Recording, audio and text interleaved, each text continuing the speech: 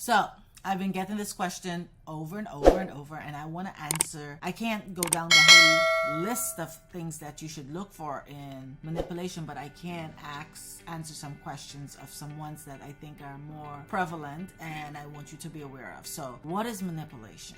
Understand, when someone is manipulating you, they're trying to change the circumstances in their favor. So they're trying to control you emotionally, physically, or change your belief. They're putting pressure to get a different outcome, an outcome that pleases their perspective, right? So manipulation is for the other person. It's totally to get that person to gain whatever it is they want, right? So a couple of things to look for when it comes to manipulation. I know this is gonna sound, and I like to address this one first. Well, I'm not like diving into it, but I'm gonna give you a list of stuff. So there is I want you to think of this. There is lies, omission, and dishonesty. And you say, okay, lies, how is that manipulative? Well, understanding the meaning of manipulation tells you that it's to change the whole circumstances to shape in their favor. So that's a problem, right? So you have the people who are gonna ghost you, who are gonna actually do no contact. There's gonna be a lack of empathy. They're gonna be love bombing you. They're going to gaslight you. They're gonna do not having consistent communication. There's a whole bunch of things that they're gonna do with whole sexual favors. That's something that women do, and I'm gonna say in marriage especially, that's not something you need to play with. That's planting the seed of things that you don't want. Having selective memory. Those are all places that you can see manipulation happening. So let me just tell you, I want to touch on a couple of them. When it comes to gaslighting, understand when someone gaslights you, again, you know what that means to be manipulated. They're trying to change things in their favor. So I always like to use this analogy. So imagine yourself at a party, your husband or your boyfriend is having a chit chat, and you see him exchange numbers with a young lady, or you see her exchange number with a man, and you confront them and you say something like, hey babes, why did you give the number? And they're like, you didn't see me give a number. But babes, I saw you actually give her your phone and she typing or something. Yeah, but you didn't see, did you see she gave me her number? Obviously you didn't see from across the room, but you see the physical person going, and then you see him save it, right? Or you see her save it. And they're like, you didn't see that. Why are you accusing me? Your insecurities are getting into me. It's destroying our relationship.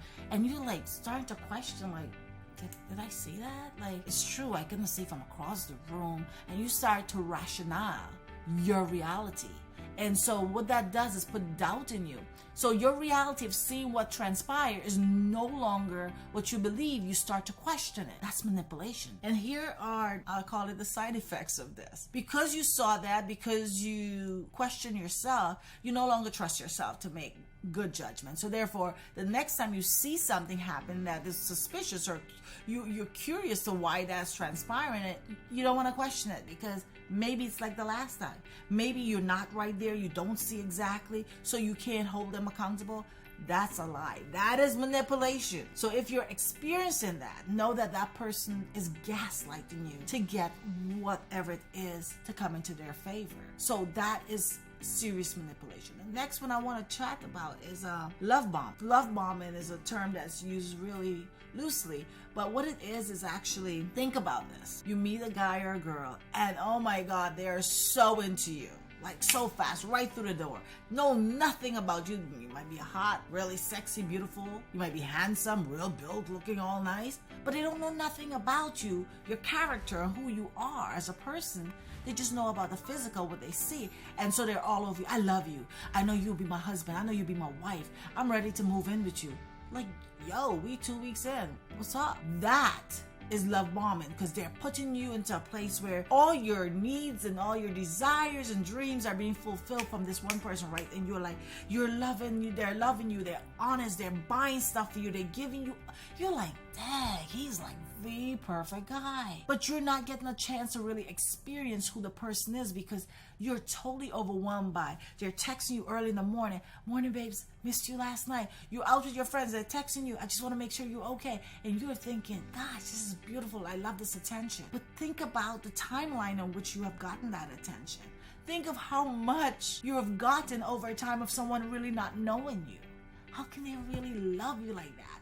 So I'm not a believer of love at first sight. So you can understand why I'm saying this, right? So understand that behavior is to get you solely dependent on receiving that affirmation constantly. Babe, you look beautiful. Yes, we wanted someone to tell us that. That's really not as great as an example, but I'm talking about everything you do, you're beautiful. Like, you can wake up with boo-boo in your eye, you are gorgeous, okay? Come on. When that is so, like, overwhelmingly excessive, you need to stop and say, okay, I know this feels great, but where's this coming from? Is this really validated by what they have experienced me with? Like, have he experienced me in my highs, my lows? How can he really say the things he's saying in such a short space of time? But that's there for a purpose, because then you are so sucked in that you just desire it. And then they drop it. And they're dropping it can be the very thing that make you do and compromise everything just to get it again. They got you just where they want you. You're all sucked in. You are 100% in. This is the person. And then they can do whatever they want because now you are at their whim. So that's love bombing. Now, I think it's Dr. McCory said that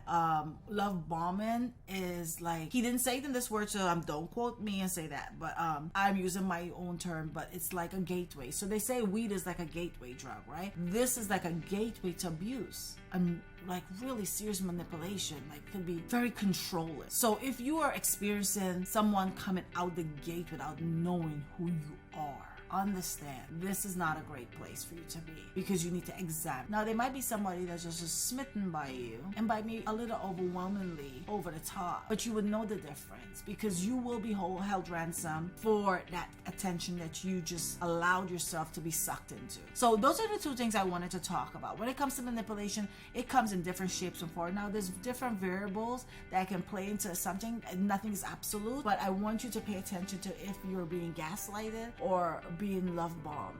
Another one I want to actually mention before I go is the abandonment or Ali. You know what? This is especially for people who are cohabitating or married. Soon as you say or do something that they're not approving of, they will leave you. Like, really? So you're consciously in the place of anxiety. You're consciously just fearful that if you step the wrong way, do the wrong thing, that threat of leaving is going to come up, and then you are fearful of really being present, to speak, to actually let your voice be heard, because you don't want them to say that word. That is no way to live in a relationship. That's toxicity. You have to understand that is being manipulative of your actual emotions, and it's not acceptable. So if you are actually experiencing those things, you got to understand there's things you can do for yourself to actually change those things. Now, I must preface with this. You can lose your relationship. You can literally lose your relationship. The person can walk away.